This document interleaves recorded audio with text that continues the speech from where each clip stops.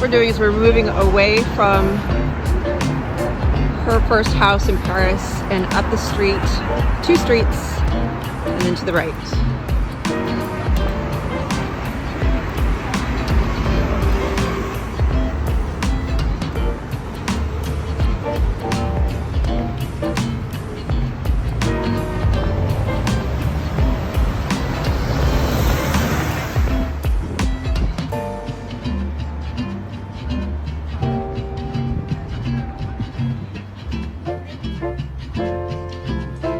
Look at this, isn't this cool?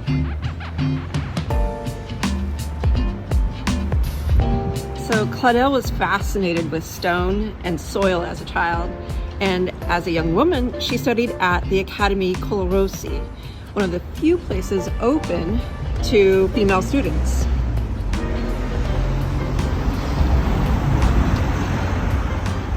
At the time, the École des Beaux-Arts barred women from enrolling in studies. This is where the academy used to be, is in this building.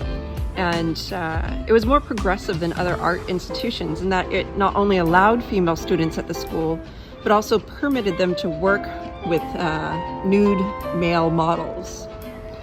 It is also renowned for its model sculpture classes. I'm gonna show you the address. It's kind of hidden.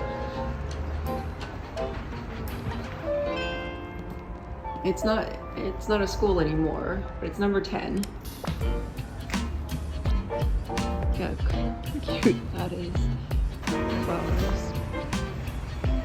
So, I was mentioning that they were known for their model sculpture classes. The establishment attracted a number of foreign students, including Americans, Scandinavians, and Canadians. In 1907, the Academy appointed its first female professor from New Zealand, artist Frances Hodgkins. It was at this school that Camille met Rodin for the first time in 1882. We are now 1882. I'm just walking to the end of this street and taking a right. It is through Notre Dame de Champs. So it is 1882. And Claudel rents a studio here on this street that we're gonna go walk up to.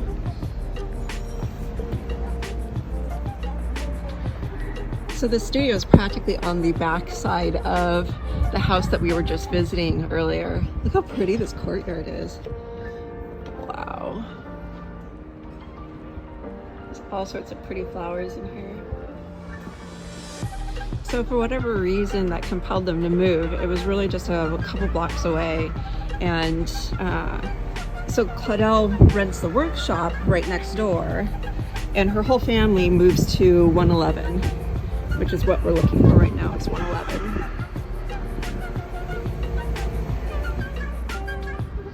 Camille shares this studio with 3 British sculptors that you might recognize the names of: Jessie Lipscomb, Emily Fawcett, and Amy Singer.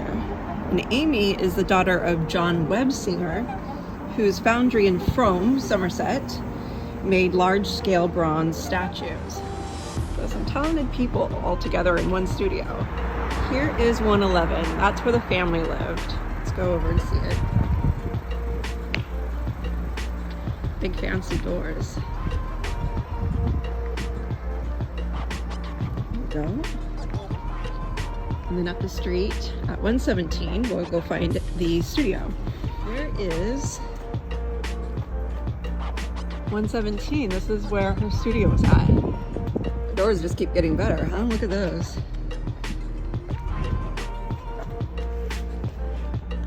All the doors are opening today.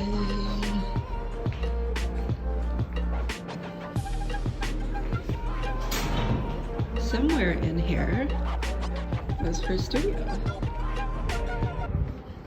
I'm gonna guess maybe one of these.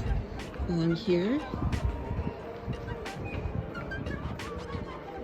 Maybe.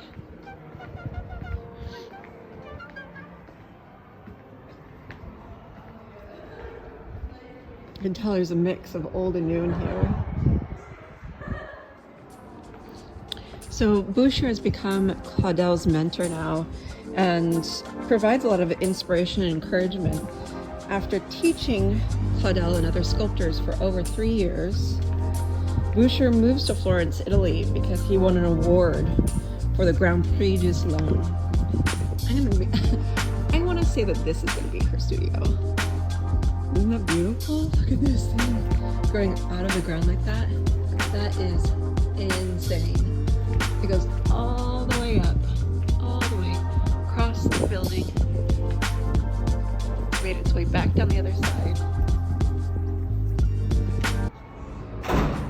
So before Boucher leaves, he asks Auguste Rodin to take over the instruction of his pupils. Rodin and Claudel start to form a relationship, and their artistic association and the tumultuous and passionate relationship soon begins. So, yep, you heard it from me. Rodin and Claudel were a thing. So Claudel starts working in Rodin's workshop in 1883. It's now 1883, and becomes a source of inspiration for him. She acts as his model. Yep, Claudel, his confidant and his lover. Yet she never lives with Rodin, and was reluctant, and he was reluctant to end his 20-year relationship with Rose Biret. Yeah, so there was that going on. An interesting little fact about that studio is that Camille participates in the implementation of several of Rodin's work there, including the Burghers of Calais. Do you remember that? We went and saw that piece at the Rodin Garden the other day.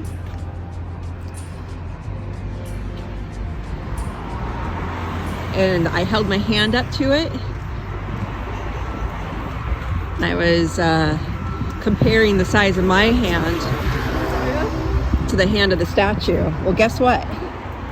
It said that Camille made those hands of the statue, and that Jessie Lipscomb did the drapes. Isn't that crazy sometimes how things get connected like that? So another busy street, I apologize, but we're headed up to 31 Boulevard du Port-Royal. We're in the 5th arrondissement now, and it's now 1885.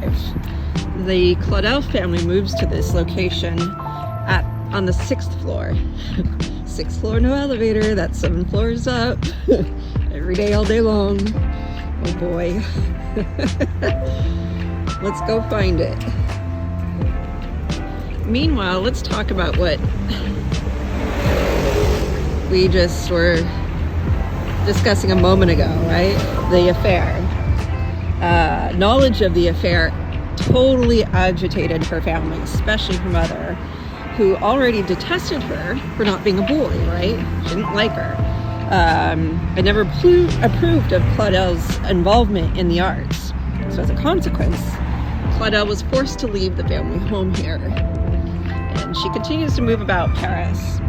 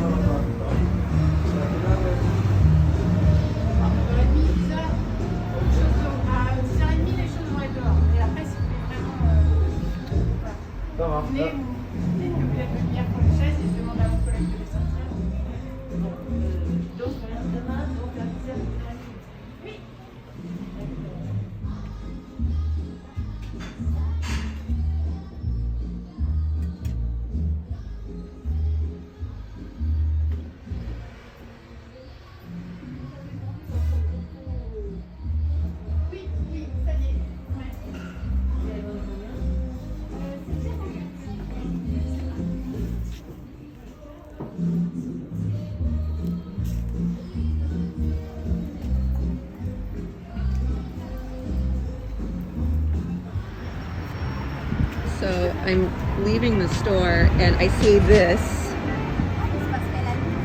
in the planter as I'm leaving, and I go and ask her how much this little guy is, because I just thought it was so cute. He was just like in a plant, and she said I could have him. And it's also Pearl's birthday today, so it's so perfect.